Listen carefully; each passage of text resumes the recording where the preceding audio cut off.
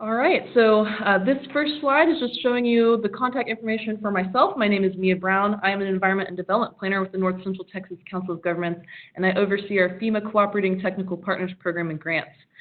We also have the contact information for our state and federal partners, including Alan Johnson with FEMA, who is our project monitor. In addition, we have contact information for HAF Associates, our contract engineers that do our CTP work for us. Today, the agenda is consisting of just a very brief NCTCOG overview and a risk map overview, and then we will dive into the discovery activities and findings for the East Fork, talk about base level engineering and how to access it, and post-meeting coordination. I'll go ahead and jump into our very brief overview of COG. This is for those of you who may not be familiar with COG or jumped into the discovery process after it had already started.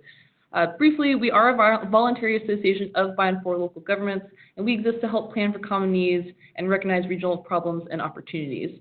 We cover a 16-county region with over 230 member governments. The Environment and Development Department at COG has a watershed management program. Is one of 6 strategic initiatives we have in the department. The watershed management program focuses on water quality and quantity, and within the quantity realm, we do assist communities with floodplain issues in the region. The reason why we do this is that the North Central Texas region does not have an overarching unified flood control district. So we have a lot of local and regional entities working in their own jurisdictions, but also cooperating. The intent of our participation in the floodplain realm is never to replace a flood control district, which we couldn't possibly do, but as an agency, we do work toward regional cooperation on flooding issues to help everyone accomplish their goals together. One of the reasons we participate in this effort is because our population in the North Central Texas region is growing rapidly. I'd like to call your attention to the part in northern Texas with the dark blue and the dark green counties. Many of these counties are looking at upwards of 500% population growth by 2050. So people are coming. This is just another graphic to show you the same thing in a different way. We started just to show density and also spread from 1950s through 2040 projections. And essentially the red is now and purple is by 2040. So not only is our density increasing in our core areas of the Metroplex, but every county in our 16-county region is going to see population growth. So we are a cooperating technical partner with FEMA. That means that we work with FEMA to apply for and receive grant funds to bring federal dollars to our communities to help them get better data for better decision making, provide coordination between communities and our local, regional, state, and federal partners, and to foster partnerships. And also, we do have a goal of encouraging higher floodplain management standards in our region. And with that, I'm going to turn over to Allison Hanson with HAF Associates to talk about FEMA's risk map process and the discovery findings. Thank you, Mia. So I'll begin with another brief overview of the FEMA risk map process. So that's risk mapping, assessment, and planning process. This is a way that FEMA can identify projects and then move them forward into CTP work or LOMRs, make them effective mapping on PMRs, and then mitigate risks. And so we'll start with the discovery process. So this is our current project, and we're in the last phase of that discovery process, where we can speak with communities to help gather from them the areas that need mapping changes or mitigation projects. So it's really just kind of asking what flood risk communities have and figuring out ways that we can move forward on those projects. After that, it goes into the step 2.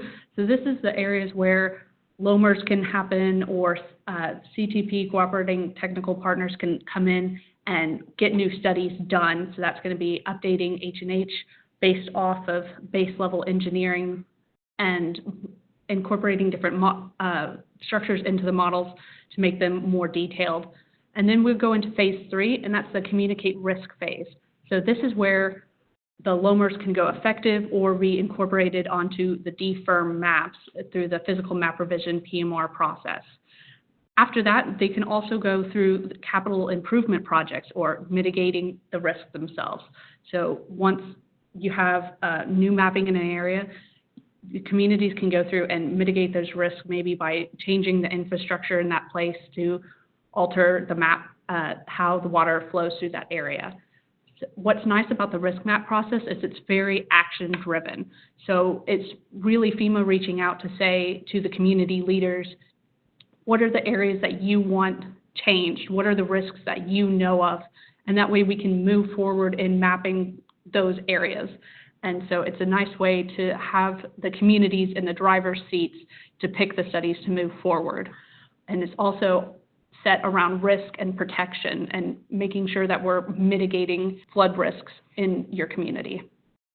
NCTCOG has been leading the East Fork Trinity Discovery, and so that's where NCTCOG can come through and facilitate the gathering of information from the communities and trying to understand what are the current mitigation projects, what are the risks that aren't mitigated, and then we can come back and provide that information to say that there are several projects planned or wanted along certain streams, and we can bring communities together that share these same issues and get these projects moving forward and help to communicate risks between different communities, such as cities or unincorporated areas of counties.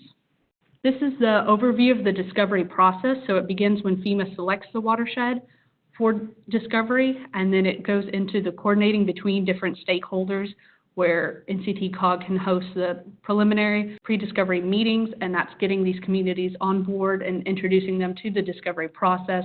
Then we'll move into the data gathering phase. So this is where the communities can submit their data online and show us where their flooding concerns are. It's also the time where we do base level engineering, or BLE, and so we can go through and actually do model-backed approximate mapping across the entire watershed, and we'll get into the results of that here in a bit. We had our discovery meeting on March 1st, where we can go through and speak with the communities in person and gather their data. And now we're in our post-meeting coordination phase, where we're showing the results of the study, and then we will move into the risk map recommendations to FEMA, where we can show FEMA the results of this discovery process and how there's flooding risk across the entire watershed and what we feel can move forward as CTP work. So here's a quick refresher on all of those activities. We began with our pre-discovery webinars held last June. And so the newsletter went out to inform people of the webinar and the discovery process. And during the webinar, we discussed what NCTCOG was, how it fit into the discovery process and bringing communities together, and how communities can enter their data online.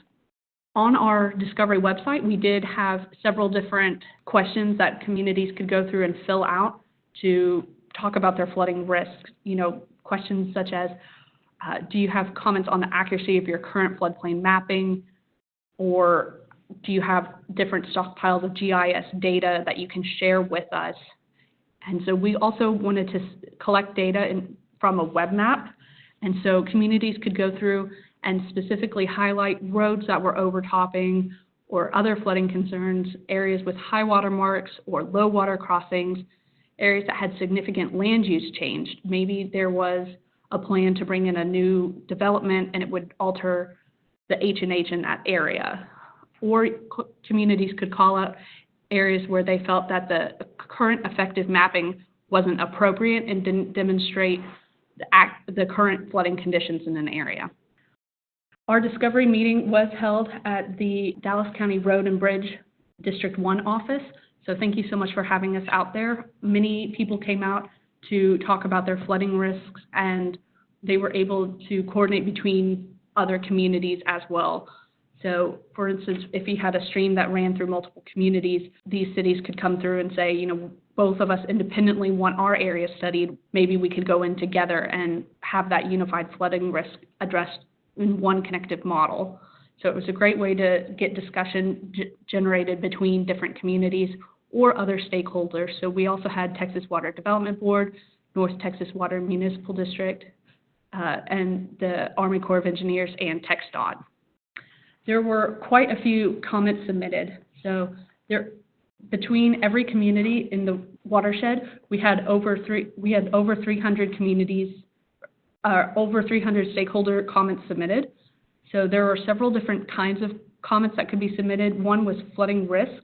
These are areas where studies are needed due to flooding risk, such as roads overtopping or during storm events. There are mapping concerns, which are areas in the mapping that may need to be updated, such as inconsistencies between the floodway and the stream center line, or older effective maps which do not match the current flooding problems. Mapping needs, these are areas where mapping is needed where there's not previous mapping, such as places with new commercial development which need an H&H study for the first time. There are also mitigation actions identified. So these are locations where communities have mitigation projects that they need or plan to do, but have not yet started. So these could be mitigation projects like road improvements, or there's also mitigation actions completed. And these are areas where communities have successfully completed mitigation projects like culvert improvements or other road changes. There's also regulatory comments. So these are areas where the regulatory information is incorrect. We did have a city come through with new city boundaries, and another community pointed out an incorrect FIS discharges for the 100-year on one of their streams.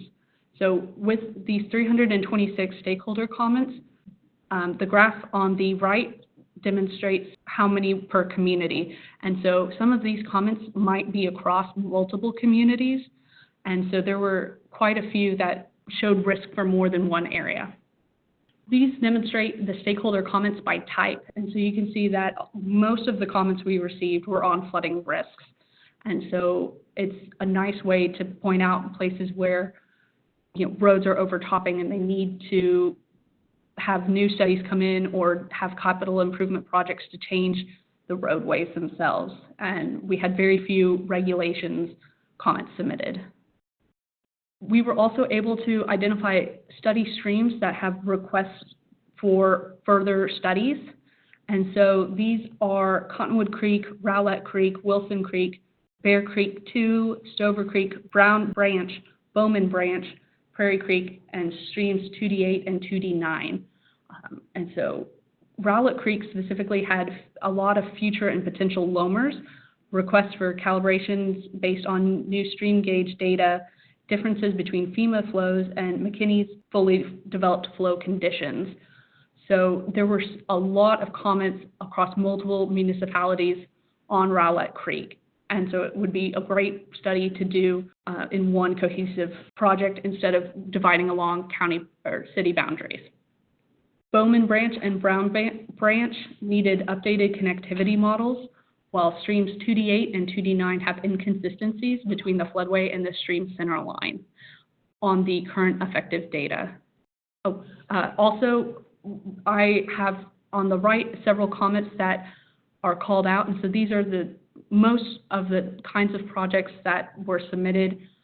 So some of them were the completed mitigation projects like the culvert that was improved in 2018, or the updated connectivities model requested for streams Bowman Branch and Brown Branch. We also had a lot of flooding risk comments submitted, such as homes that are subject to erosion or consistently flooding over the road. And so of all of the comments, there were quite a range of the types of comments that were received and quite a few comments that were submitted for the entire watershed. So it was great to see so many communities involved and requesting information or submitting their concerns to us. We were able to categorize the different HUC 12s that are inside of the East Fork Trinity HUC 8. And so this categorization is set by priority based on the 2009 Mapping Needs Assessment. And so this Mapping Needs Assessment has 14 different criteria that go into prioritizing these HUCs in terms of what really needs to be studied sooner rather than later. And so every watershed has projects that need to be done. And so there's no area in the East Fork watershed that has no risk, that has no priority. Every place deserves a study, but if we were to try to rank them, we can use different criteria, including population density or change, the history of flooding events, and letters of map change. That one specifically looks at communities where they have a lot of new developments, and so many houses will have to come in and ask for LOMAs because the area with the current effective mapping is out of date. We can also look at how old the data is and whether or not that should be restudied. Another portion of this prioritization comes from how communities are able to help get the studies funded. Studies that come out of the discovery process can be done as CTPs, where FEMA will match 75% to 25% community funding. And so if multiple communities were to go in on one project together, each community would pay less than 25% of the total project cost. And so this is a great way for communities to cheaply get very good studies done for their communities. Base level engineering is a way that we can do model-backed approximate Zone A mapping. And so it requires LIDAR, but the East Fork watershed has LIDAR throughout the watershed. And so we can then move into the automated hydraulic modeling. BLE uses regression equations and gauge data to map out where there's floodplain and generate models with water surface elevations.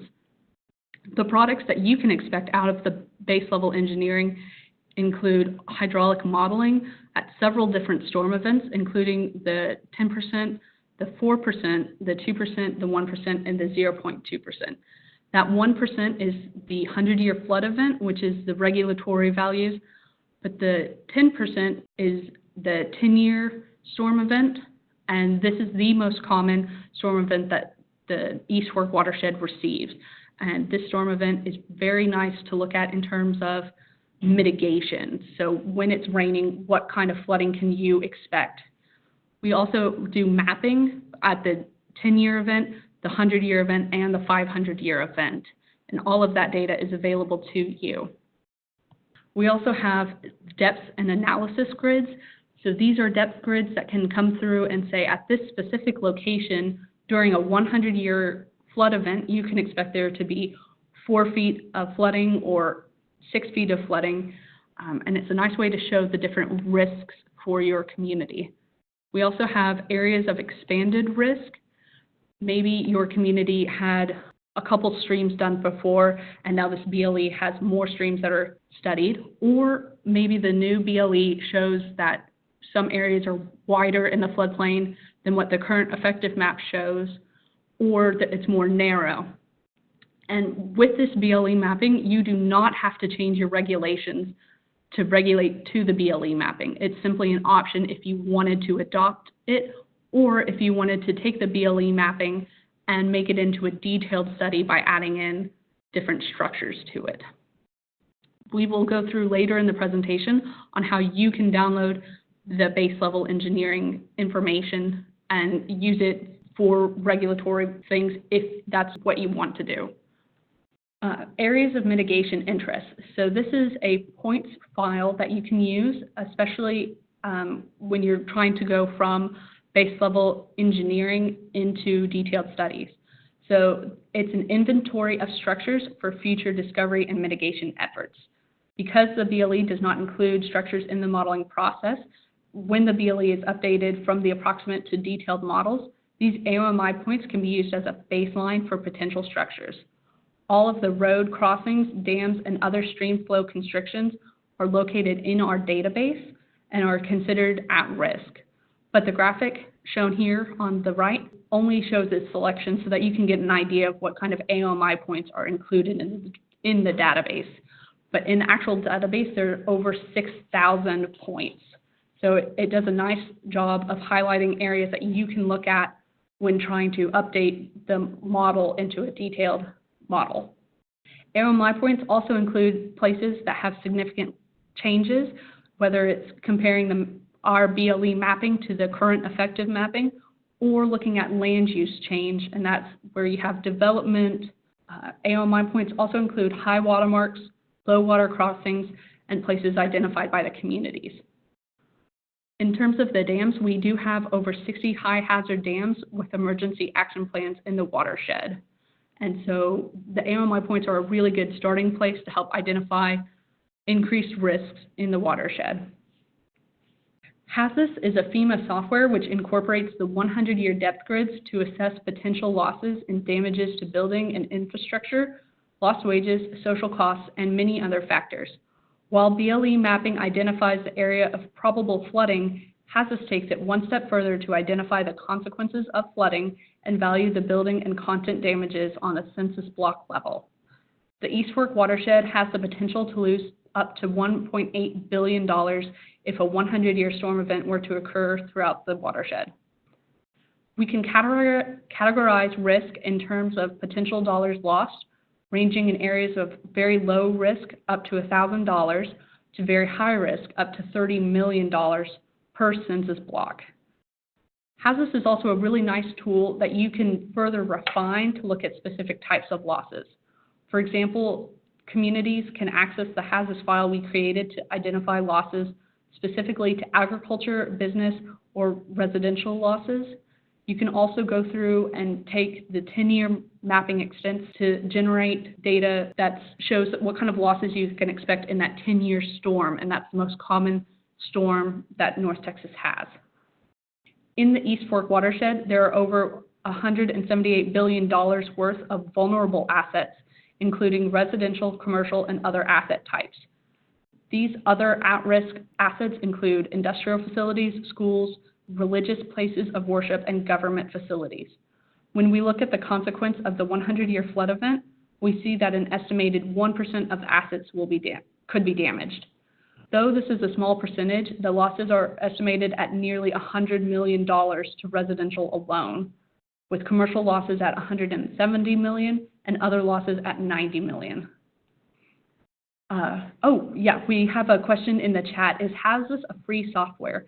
Yes, it is. HASIS is released by FEMA, and we will have the data accessible to you. And so you can actually download it now, and once the discovery project process is over, you'll have our data that you can submit to it and make all of these specific kind of inquiries yourself. So thank you for the question. So there are also economic losses. So this is what's demonstrated in the business losses column here on the very far right. These kind of losses include lost wages because people might have to stay home from work and help deal with their own flooding problems, inventory losses, losses in production, and economic opportunity losses. So the 100-year storm event will definitely impact the East Fork watershed, and it's a small percentage of all of the assets that are present in the watershed, but it's still a large number. We can also aggregate the data from the census block level to the community level to communicate this risk. When accounting for area, the cities of Mesquite, Rowlett, Garland, Richardson, Rockwall, and Plano have the highest potential for losses due to flooding damage, ranging from $4.1 million to $7.2 million per square mile in the watershed. There are 5 communities that have less than $5,000 in potential damages due to flooding. So that would be the city of Mobile City, Tom Bean, Howe, Talty, and Nevada. So every community has something to lose during a 100-year storm event. And hopefully this can help drive through what risks that each community has. The final products that you can expect include the flood risk report, and so this report should be coming out in the next few months, and they will include a summary of the prioritization results, figures and maps, a summary of all of the discovery activities, and the specific BLE report. And so all of these things are available for you to download right now in a draft format, and once the final report is published, you'll also get a copy of that. In the report, you will also see community snapshots, and so they'll have a small snapshot of what kind of flooding risk your community has and how many CNMS stream miles are present in your city or unincorporated area of your county. It also has a description of historical flooding problems and a summary of the stakeholder comments that were submitted. That's that 326 stakeholder comments. So these are all of the products that you will get at the end of the discovery process. We have the BLE data set, and we'll go through how you can view that. We'll have the flood risk report and the flood risk map. So this flood risk map is a way to not only identify floodplain boundaries, but to take it a step further and say what kind of risks are we seeing, how much of potential losses are present in my community, and what are the areas of mitigation interest that we can take a look at. So with that, we're going to go through and demonstrate a few websites for you guys. We'll start with the NCTCOG East Fork BLE.half.com. So this is a website that will lead you to our current mappings for the project. So it comes through and has this option for public web map. There's no login on this website or any other website that I'll show during this presentation. So anyone can access this. So you'll click on public web map and it takes you to the entire watershed. I will go ahead and warn you guys, when you access it for the first time, the BLE mapping will take just a little bit of time to load. And so it's you just got to be patient with it for the first few minutes. Then after that, it should be able to draw pretty quickly. So you can zoom in on any specific area and see what kind of mapping you have. You can also click to go to a specific address or place.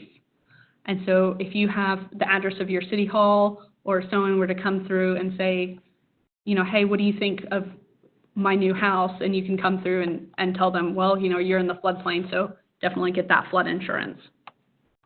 There are different layers that you can turn on and off here on the left side.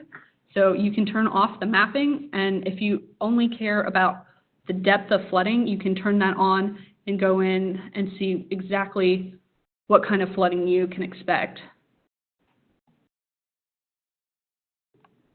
So here we can see that this area would experience between 3 to 4 feet of flooding, whereas this area would have 5 feet or more of flooding during the 100-year storm event. So we have water depth grids for the 100-year and 500-year events. We also have a water surface grid that you can see for the 100 and 500-year storm events. We do have the 10-year mapping, and so this is a shapefile that shows the extent of the mapping for the 10-year storm event, and that's that most frequent storm event we have in the East Fork watershed. We do have the changes since last firm or areas of expanded risk, so you can come through and see in this blue area there was no change between the current effective mapping and the BLE mapping. But in this area, highlighted in red, the SFHA, or Special Flood Hazard Area, has increased in our BLE mapping. So the BLE approximate mapping shows it as being larger. You can also have cross sections on if you're just trying to get a quick water surface elevation for the 100-year storm event. So all of these you can turn on and off, and you can go through any area within the East Fork watershed. Right now, this is our preliminary BLE mapping, and we will have finalized mapping soon. Once it becomes finalized, we will submit it to FEMA to put on their viewer, but that submission process will take a little bit of time. And so in the interim, you'll still be able to view the final mapping on this website. So now we'll go to FEMA's BLE viewer. And so it comes up with this disclaimer. You can just hit OK. And so it pops up and it wants to show you the different types of items that you can view. So we can start by viewing the base level engineering data. And it will zoom out to the entire Region 6. So that's at FEMA Region 6. And so you can either manually zoom into your area, or you can also search to find what place you would like to look at. For this example, right now, I'll use Cedar, which was a previous NCTCOG BLE and discovery process watershed. So if we were to zoom in on this area, it'll initially come up with flood depths. But let's say you don't care about flood depths and you'd rather view something else. You can go ahead and click on the data layers and then turn on and off what you would like to see. Maybe you care about the flooding extents for the 100 and 500-year storms, or maybe you care about that 10% because you're looking at hazard mitigation and what you can expect during your most common storms. You can also have cross sections or BFEs. You can also add on your stream center lines or their labels. You can also click on this map view 1 or 2, and this is a way that you can toggle and show the same location under 2 different scenarios. So if you want to, you can show on the left the mapping extent, and then on the right you can show the flood depths. So it's just a different way to view it, and you can change any kind of viewing circumstances that you would prefer. You can also change the base map. Maybe you're more familiar with the aerial and you'd prefer to view it in that way. So it's more than just something to view. You can also go ahead and generate reports. So a lot of floodplain managers will have to come through and identify reports for areas that want LOMAs. One of the most common questions is what kind of BFE should I have if I want to do a LOMR or a LOMA. And so BLE is accepted for BFEs on elevation certificates and most LOMAs. So you can search this data in a couple of different ways. You can either enter an address or you can use your current location. So if you were out and about, you can hit that location and have the geolocation enabled on your browser. You can also do map click. So that's the one I'll demonstrate for this. So if we want to view what kind of BFEs you can expect here for a LOMA, you can just click on that area. So map click and then click on your location. So it's saying this is a high risk 100% or 100-year flood storm event area. And then you'll click on the report button. So this generates a report that you can actually print out and attach to your LOMA submittal, and it will quickly give you what kind of estimated flood depths you have and your base flood elevations. And so it shows on the map both of these items with the flooding extent. If you think that this is too far zoomed out and it doesn't do a nice job of showing exactly your location, you can also zoom in and this screen will automatically update to show the same extent as that one. So you can get in as close as you would like to view that area. So you can download this report and then submit it with your LOMA application. So that's this print button. There are also detailed study areas. Let me show y'all how that works. So if there is a detailed study area within the watershed, it will come up as a detailed study area rather than your rather than the BLE only. So this is showing that within this area there's something that's more detailed that's available. So you can click on this and it'll actually take you to the NFHL. So if you didn't know that there was a detailed study area where the LOMA is, it'll take you directly there. Instead of trying to use approximate model back studies, it'll show you the detailed studies. But it will navigate away from this page. You can also download data from the entire website. So let's say you want to have all of the models downloaded for your community. When you try to download this data, it will download everything within the watershed. So you can download all of it and then only focus on your specific areas.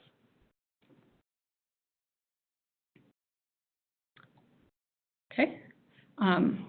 Once you download all of the data, it will show you different files. And so these are all the zip files that you can download. And this is the format that it'll come up with and show you what kinds of files each one has and their descriptions. So that's the FEMA BFE viewer, and once again, it will be, the East Fork Watershed will be posted to this viewer, but it won't be for another few months after the project is completed. So during the interim, you can view the files on that NCTCOG East Fork BLE website, and then you can request the data downloads for your community. And with that, I'll go ahead and turn it back over to Mia to finish this out. All right, thanks, Allison. So just wanted to reiterate that our discovery our watershed discoveries do lead to Phase 2 flood risk identification projects that involve the 75% federal and 25% local match that Allison mentioned earlier, with our examples of some that have already happened and some of these studies which have gone effective. So I guess the message I would like to get across from y'all as we conclude the webinar in a few minutes is that now that your watershed has gone through discovery, if you have prioritizations or if you have interest in a Phase 2 flood risk identification study, please contact me. Our contact information is going to be shown again at the end of this presentation. And let me know that you're interested in looking into that. So we do have a large number now and growing of projects that have been turned into Phase 2 flood risk identifications. All right, so at this point, what this does is we've finished talking about the discovery process. Phase 2 is that next process where we will start talking with communities about going to that next phase of risk map, and it just continues the cycle. So we have completed Phase 1 and in a sense come full circle. I got bad jokes. With that, we're going to conclude the webinar. Thank you for attending.